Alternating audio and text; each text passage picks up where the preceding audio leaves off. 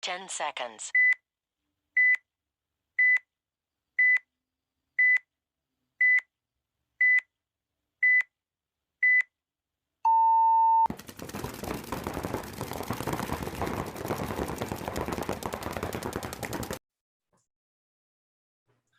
What's going on, everybody? Welcome back to the View from the Dead Box. Boom, got Michael off guard right Yeah, there. you did. As That soon was as he quick hit as shit. record, I just jumped right into it. That It's was second nature fast.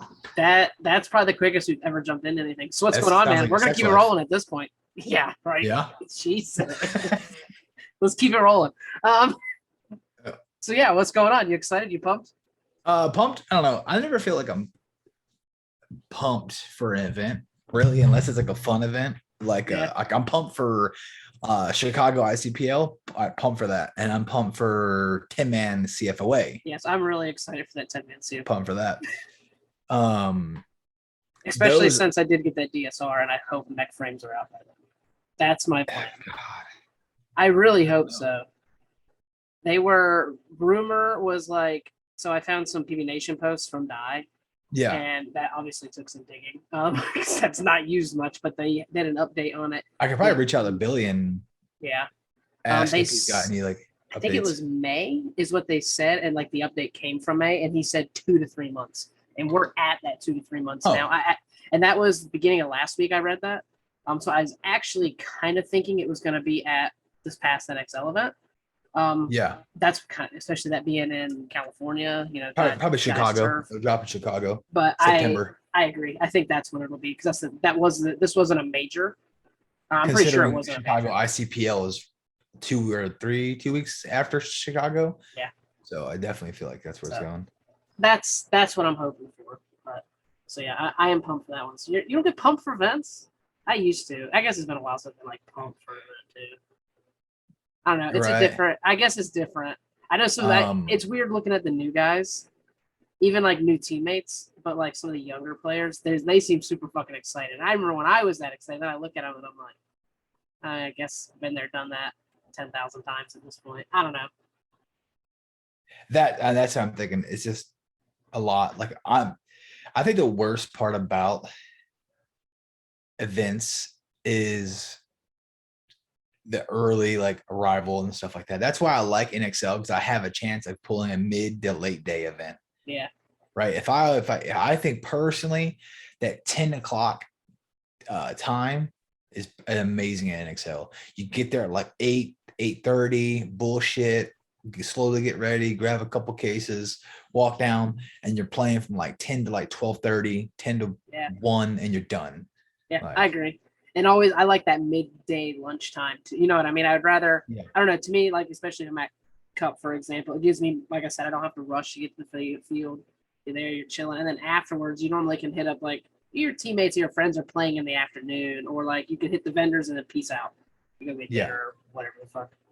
So since we're on the topic of kind of NXLs, what about this past weekend at was it Golden State Open, I believe? Yeah.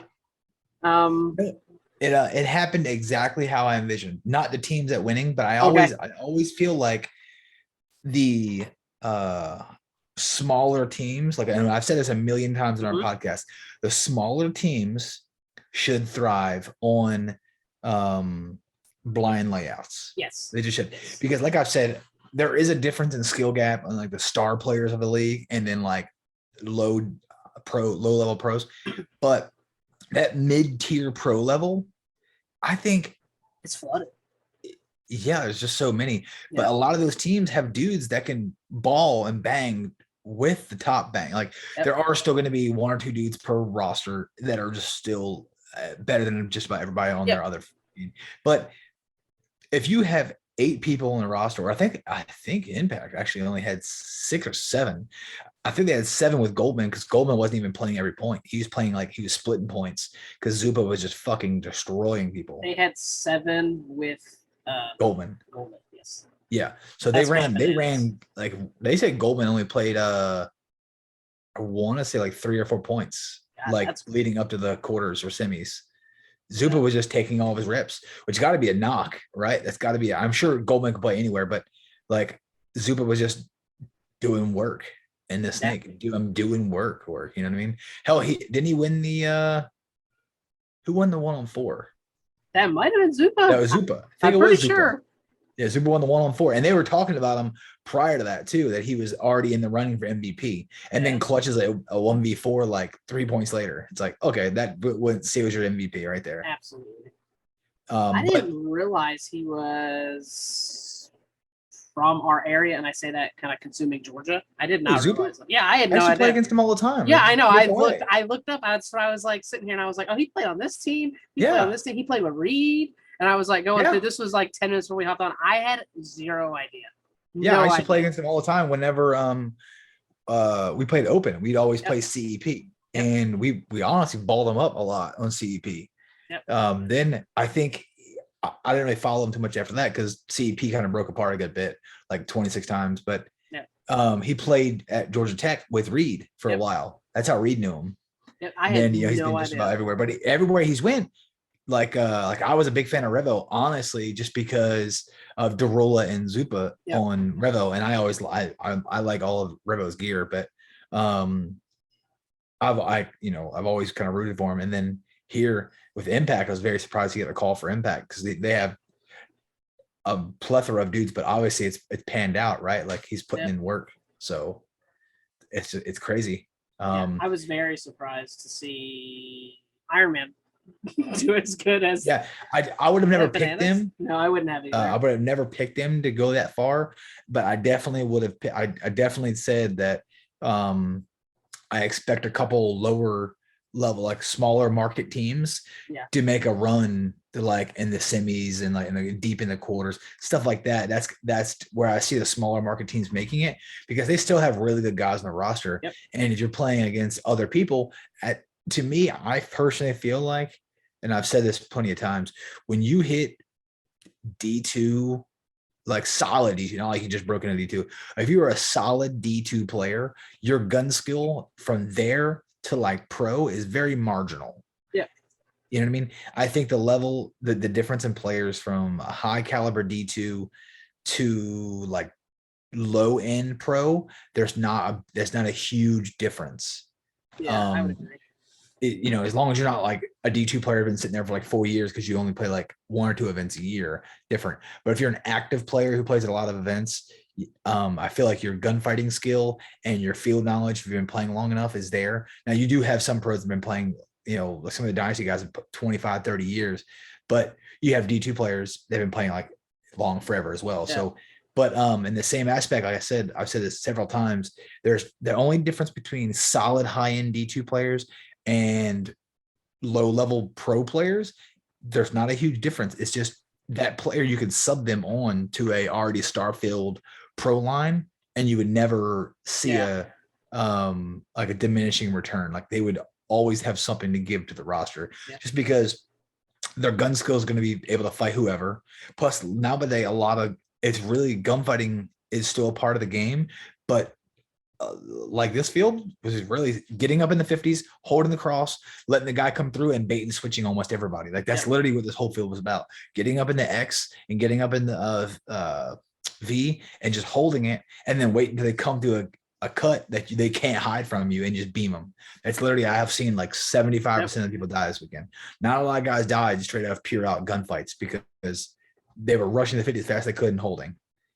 So I definitely feel like that's where the smaller teams shined. Yeah, I definitely agree. You brought up the layout. What did you think of it? Like, obviously, we didn't play. Well, once I actually thought, CPXL.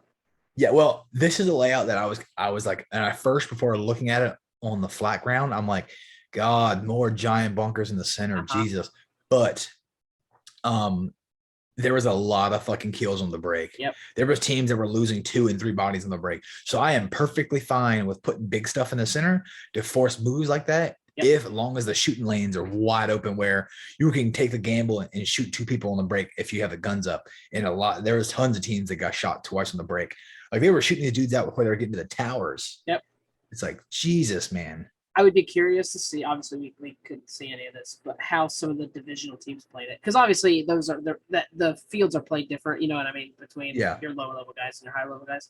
I would be curious to see how it was just played by them. Like if you do that for like, just a D3, D4 event, how if some of those same kills would come off, if that makes sense. obviously we won't know unless we set it up at some point. But yeah, someone, I forget, Dylan was asking me at the paintball field if I liked it. And I was like, I actually did like it. I was like, I looked at it on paper, and then same thing. Obviously we didn't play. I looked at it on Guns Up and then watched some of the play this past weekend. I was like, this looks better when you're actually like in the on-field view, if that makes sense. Like I was like, oh, there's actually shots all over the place. Like even with big shit in the middle. Like that's what the best thing about it to me. I don't mind that. You know, I really don't mind that at all. And I thought it was interesting, kind of bringing in the Dorito side, if that makes sense. Like the Doritos weren't the widest bunkers. It was there's a wedge or something in the middle, I believe. Yeah. And then two W's. I believe that's what those are. Yeah. Yeah. I thought that was, I don't know, because it kind of lets you play that little V part a little bit. You know what I mean? Because you could almost bounce from the Dorito to the V. Well, you've seen a lot of guys going to the X and they were crawling back and forth on the and getting to the little mini walls on all of them. They were doing that a lot. Yep. I think we've seen a few layouts that have played similar to that, where they'll kind of, to get into the snake, quote unquote, they'll go in off those wings and crawl all the way fucking around. Similar to the CPXL layout, it's kind of getting played like that. Let's see. So we talked about that. I had something else I want to talk about. Oh, this is not important news, but PB Nation is going to a new host server per their news. So not they are. You can actually view it. I guess they were getting hit with a lot of bots and stuff again, and they're worried about losing old content, which they've had happen before. So I guess they're getting like a new server, but they're letting people give it a trial run. I'm sure there's a shit ton of people listening to this podcast who have no idea what PB Nation is. Oh yeah, 100%. Which makes me sad because I fucking loved it as a kid growing up. Just looking back on what that site has brung, there's so many scams on that site. Yes. Kind of glad that it's not used anymore. I mean, yes, I agree. It's just like it was always the spot to go. Like if you had a gun tech question, you could get a lot of shitty information, but there was always a few guys. And so I mean, it's like Facebook. Yeah. Like someone will post something up and you'll have 48 fucking shitty posts, and you'll have the one guy who will give a nice, good, in-depth, hey, this is what wrong. Here's 10 different things to try. Like, and then you don't have people blindly, use the word, tuning guns. Speaking of tuning, this is the only reason I said this, because I figured you would take it away. Yeah, I had to adjust the cocking rod a little bit on the free flow, which like I kind of didn't want to get rid of that gun. You know what I mean? Oh yeah. It's hands down the best cocker I've ever had, hands down, and smoothest shooting. Like there's just no, so I told Dylan, I'm like, all right, enjoy it. I'm like, it'll probably be gone in a week, but whatever. Yeah, it's like whatever. You think you're gonna get another cocker for like no, I'll never get one. Okay. I'll probably nah. I think the same. When I sell that reflex, I don't plan on selling it anytime soon, but I probably won't have another autococker. Yeah. That's probably the one and done. Like I like it and I don't plan to get rid of it anytime soon, but I'm sure time will come when I sell it and I'll be like, well, that's the last autococker for me. Yep. Like, I loved it. I did, but the amount of use that I've got out of it, I play with it. Okay, so I actually used it in a 3-man tournament, which is hilarious to use. I used it there. Used it at 10-man CFOA. Used it a little bit at an ICPL. I used it at like a practice. I used it at like 2 mech events. That might have been it. So 5-6 uses on it total ever. Yeah. So it's kind of, whatever. Yeah. I mean, I've only used mine the once so far, and I've used the other EMEC twice. So like I said, I want to get the mech frame for the DSR because I would rather have that on the DSR. And obviously that gun will be better than that cocker. I'll be able to shoot fucking way faster. Oh yeah. But I don't necessarily need it because that fucking EMEC rolls too. Like that gun shoots fast as fuck with that. Yeah, but you can get rid of the mech. You can get rid of your mech too, and then just have one gun. And that's where I'm at. Like I've had literally multiple offers for that Grizzly for $4,500. Like they will literally sell for in between $4,500 and $5,000. They sell in under like an hour. They're gone. Oh, yeah. And I've had tons of offers on it. I'm like, yes, I could get a TM40, get a F-16 bolt, and I have 2 mech frames just sitting inside my fucking closet anyways. Yeah. I can get a $100 F-16 bolt, throw it in there, and have a mech frame and be as close as the adrenaline as I could. And I thought about it. a million times. I really have. But it's like, I'll probably just keep the Grizzly forever and be done with it. What I'm planning on doing, I haven't told Jamie this yet. I'm going to offer it to him if he wants to have a mech, because he's like one of the few of us who don't have one. I doubt he'll get it. If not, I will sell it, and I'm probably going to get a Phantom just to round out my collection. So I have like a Cocker. I think you know I want what to I get mean? an MVP. Yeah, or I would love an MVP if I come across. I've always an MVP, wanted an MVP. Yeah, Taylor Parker used to have one. He's the only one. That's the only one I ever shot, and I've shot a handful of pumps. Make that weird fart noise. Yes, that was one of the better ones. I don't think it was on par with a CCM. Like those are fucking the Mac Daddy of all the pumps. It wasn't that good, but it was better than like a lot of the Cocker builds people get. You know what I mean? Like, see, I don't know. See, I've heard that active pump shooters swear that the MVP shoot better than the fucking season. Yeah, I'm telling you, they swear by those MVPs. They act like they're kind of like the new free flow Cockers. Like they have everything, the feel of the old, but everything like new. They're smoother. It's a shame they don't make them anymore. Yes. Yeah. That was because you could when those first came out, they were only like 700 when they were. You can't buy them new. You can't buy them now for that. Nope. I see them up for like $1,000 sometimes. Yep. Yeah. See, I still have the pro stocks. I mean, I have that pump. I have another random Cocker in there that I probably need to sell. It's like a 2K2. Like it's just nothing, just a square body Cocker.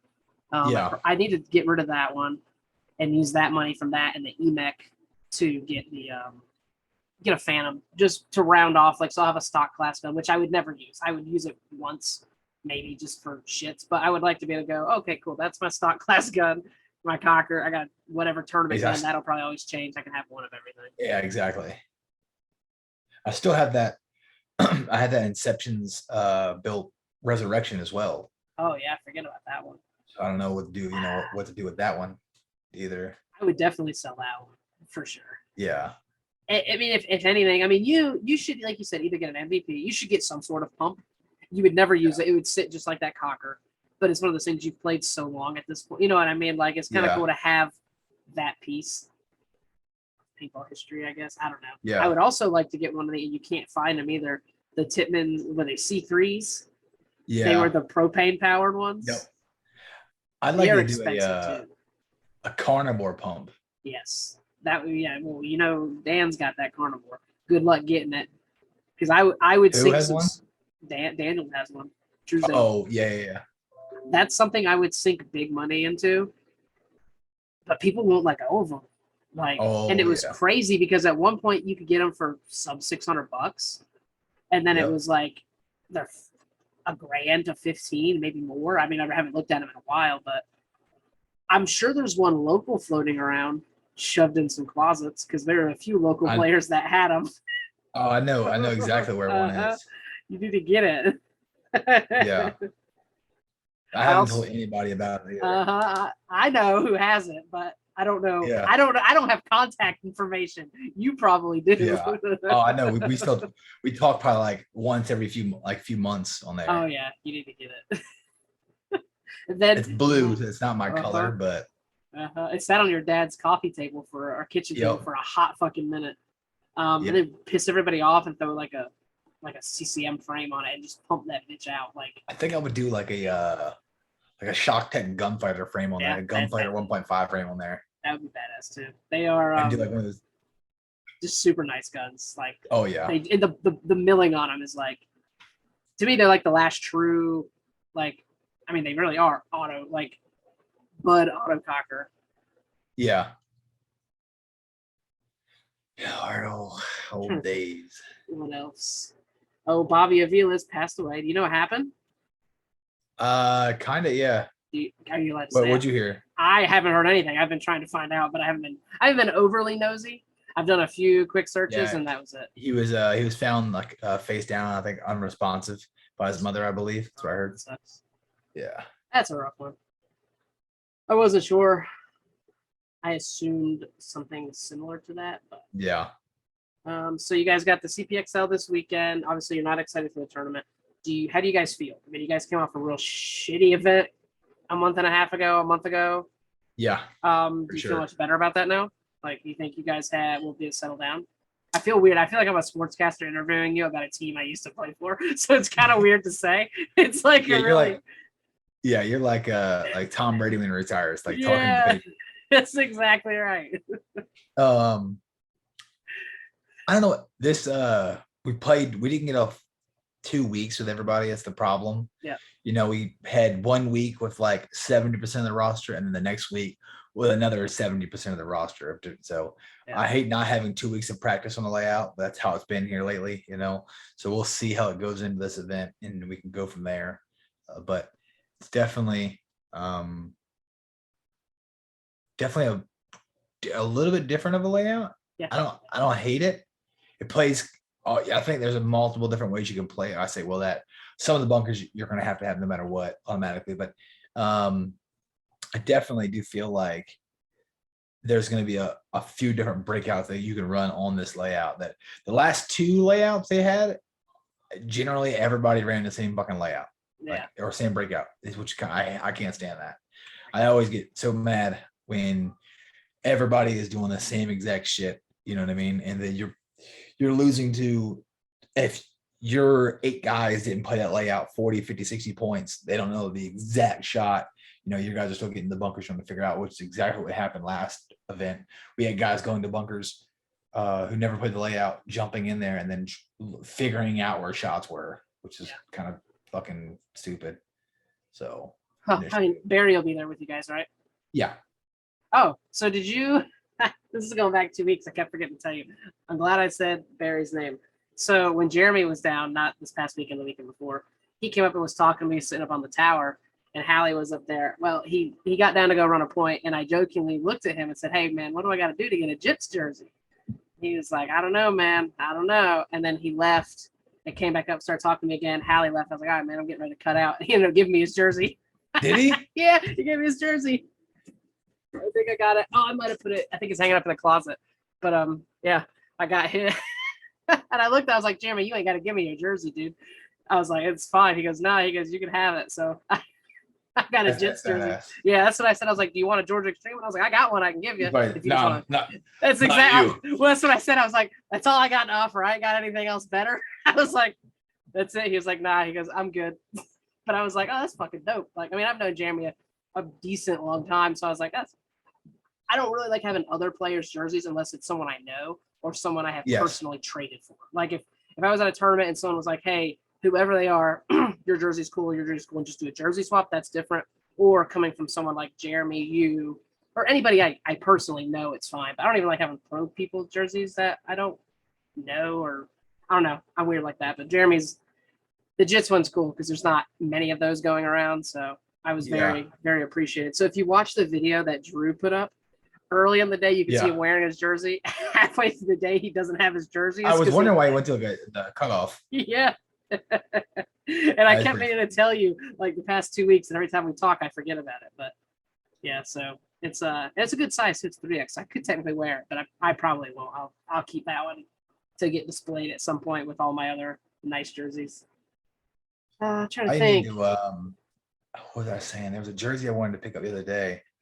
Oh, posted in chat. He got one of the this camo Revo / Extreme jerseys they do every year. Yeah. And this year I might be able to still get one. I'm not really sure, but I want to say it was like $300. Remember what we talked about? Remember? Yeah. It was the Navy, Marines, Army, and Air Force. It was those 4, and then you choose which branch you wanted. And it was Revo, the stick figure Revo, that they're like mascot, stomping on the fucking the dead unicorn. That's cool. Because every year when they play each other, it's a rivalry. Yeah. And they make a jersey one time every year, and whoever wins the rivalry, they do something fucking hilarious on it. So on the sleeve, it has what happened like every year, and then on the back, or somewhere on the other side, it has the fucking unicorn. And I think it's like killing. I think you're right. Yeah, it's pretty I've wild. seen those. It looks really good. That's what the white ones and the pink ones you see that are worth like fucking $500. Yeah, those are the jerseys. That's them. That's bad. They always call them like the unicorn jerseys. That's them. Oh, I didn't. I had seen people post like unicorn jerseys. I didn't realize it was those. I assumed it was something with a unicorn. It's a Revo / NYX jersey. That makes sense. One of the weird jerseys I've always wanted is the Dynapact ones, where Yeah. Dynasty and Impact went and did. I don't even know where they played, but I was always like that name Dynapact or however it was like a cool name to me anyway. So like to me it fit perfect. I messaged because so a lot of the excessive guys were selling remakes of Yeah, I seen their. that. Did you get a troll jersey? I messaged Matty Marshall. He'd be the one who I wanted. He was Yeah. sold out, and I was like, "Damn it!" Because I really like that's a jersey I would like. That obviously I'd rather have the original, but I was like, a remake will do. I believe you can still get. Why can't I think of his fucking name? What's the big dude? I am fucking embarrassed. I can't remember his name. I said troll. Thomas? No, not Thomas. Rich Telford. Oh. I saw. I would be fine with Rich. Oh, Telford. you mean like big? I thought you meant like man, good big player on the team. big, physically big. Either Matty Marshall, Telford, or Thomas would be one of the three jerseys I would like. I need to see. I think I can still, like I said, I can't get Matty Marshall's. I could get Rich Telford's as of a week ago.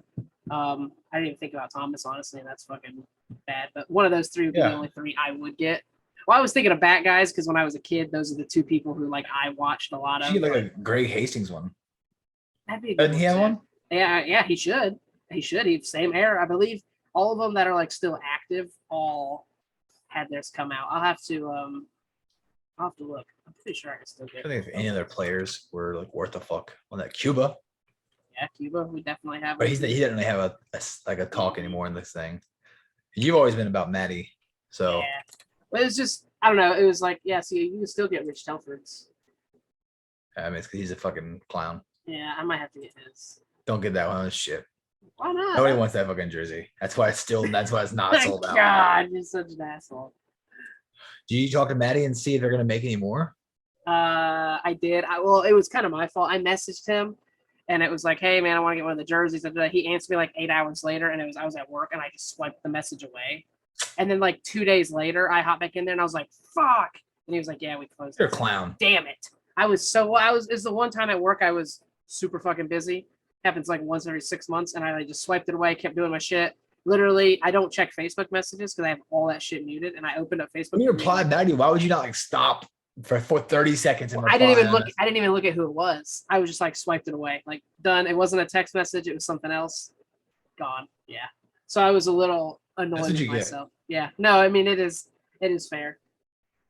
But yeah. You have anything else? That was we were kind of all over it. We talked about some NXL, some mech paintball, jerseys, getting ready for CPXL. Yeah, that's it, really. I think that's it. Bobby Avales. Yeah. Well, I wish you good luck this weekend.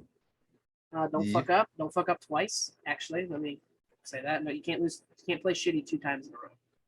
Yeah, we're gonna shoot the junk paint this time. Please do. Everybody moves on and shoots the junk paint, so we're just gonna shoot the junk paint again. Because the good paint comes in 6 different color boxes, 6 different shells, and it's fucking harder than rocks. So it can't be any worse if you shoot the shit paint. Is this Rock Hill? Yeah. Oh, yikes. Have fun. Good luck. Yeah. So yeah, I will take us out of here. Thanks for listening and watching. Nobody bought merch. I checked last week. So thanks for not buying merch or buy merch, whatever you want to do. Good luck to all the teams competing in CPXL. Yeah, we will catch you guys on the next one. Later. Boom.